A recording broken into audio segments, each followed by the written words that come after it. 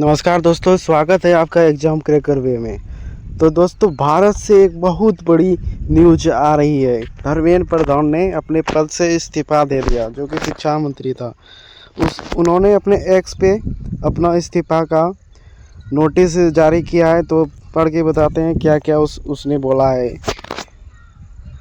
मेरे युवा साथियों, मैं पिछले 4 दशकों से अधिक समय से छात्र, शिक्षक और शिक्षा सुधार के लिए समर्पित रहा हूँ।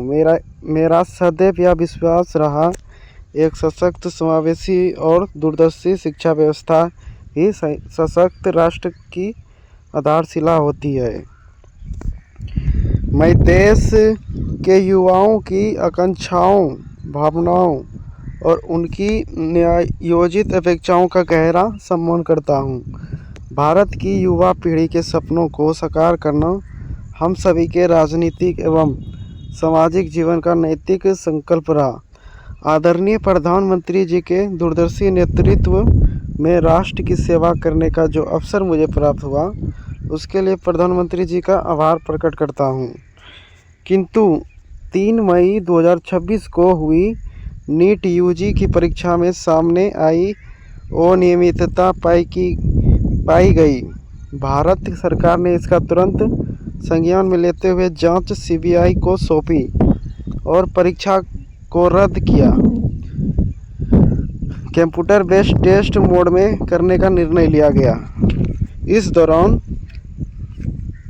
दौरान हमारी प्रमुख प्राथमिकता यह रही कि 20 लाख से अधिक छात्रों की परीक्षा सुचारू रूप से आयोजित की जाए। इसके लिए वॉल ऑफ गवर्नमेंट अप्रोच के तहत काम किया गया। इसमें भारत सरकार के साथ राज्य सरकार के, विशेषकर जिला प्रशासन की महत्वपूर्ण भूमिका रही। साथ ही छात्रों, अभिभावक और माता पिता के सहयोग से 21 जून 2026 को यह परीक्षा पूर्ण हुई। पहले ही दिन से इस पर मैंने जिम्मेदारी ली और इस परिस्थिति में कभी मुंह नहीं मोड़ा। मेरा यह संकल्प था कि किसी भी मेधावी छात्र की संभावना परीक्षा माफिया के कारण खराब नहीं होने देंगे। किसी भी छात्र के साथ अन्याय नहीं होने देंगे। 16 जुलाई को घोषित नीट यूजी परिणाम संतोषजनक रहे, जिसमें गरीब पृष्ठभूमि से आए कई मेधावी छात्रों को भी सफलता मिली। परंतु इस दौरान भी कई छात्रों को गुमराह करने के लिए जिम्मेदार पदों पर बैठे व्यक्तियों ने बाधा डालने की कोशिश की, जिससे मन अत्यंत व्यवस्थित हुआ।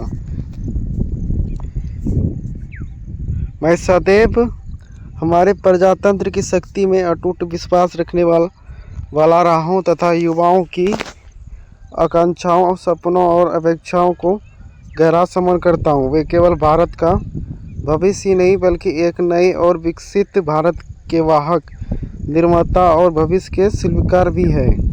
पिछले 10 दिनों के घटनाक्रम देखकर मेरा मन दुखी है।